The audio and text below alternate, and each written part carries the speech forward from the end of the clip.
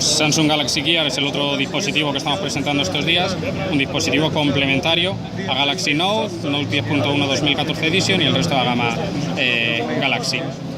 Como veis, en formato reloj, pero es un complemento a estos smartphones, no es solo un reloj. Nos da, por supuesto, información de la hora, pero interactúa con el terminal. Por ejemplo, las notificaciones, las llamadas, los mensajes, los emails que nos llegan al smartphone, los podremos leer desde Galaxy Gear. Si en ese momento desbloqueamos el smartphone, mientras estamos viendo uno de estos mensajes, irá directamente a ese mensaje. Es inteligente e interpreta qué es lo que queremos hacer. Notas de voz, como tiene un micrófono, podremos tomar notas de voz. S-Voice, la funcionalidad que ya conocemos de S4 y otros terminales.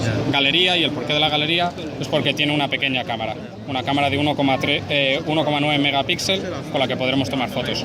Fotos mucho más rápido que lo haríamos con el smartphone, que tenemos que sacarlo del bolsillo, desbloquearlo, ir a la aplicación de cámara y tomar la captura. Con Gear, con el simple gesto de hacer así, lanzamos la cámara y tomamos la fotografía. En este caso un vídeo, porque también graba vídeos. ¿Veis? Estaba en modo vídeo, lo podemos poner en modo fotografía. En ese caso, estaba la fotografía. Como veis, la interfaz, por supuesto, táctil, con esos gestos que veis, el gesto de volver atrás, de ir hacia abajo, lanza la cámara, o volvemos hacia atrás. En horizontal tenemos las distintas aplicaciones.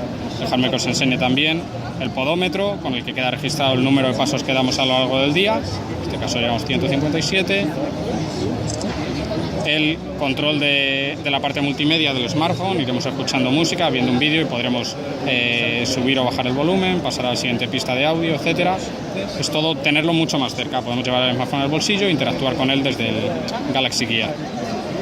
Registro de llamadas y contactos, porque podremos hacer también llamadas de voz. Como os decía, tiene un micrófono, además también tiene altavoz y entonces podemos hablar en manos libres con el Galaxy Gear. Como veis, acabado muy cuidado, habrá distintas opciones de color y la interfaz que os he enseñado.